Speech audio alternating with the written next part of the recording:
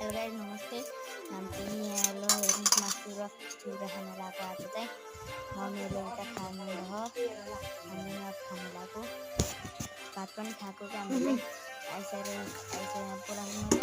मासु काजळ लावणे आले आज असं नको बघू अहो येते मला लाज केला शृंगार आज घातलाय असाच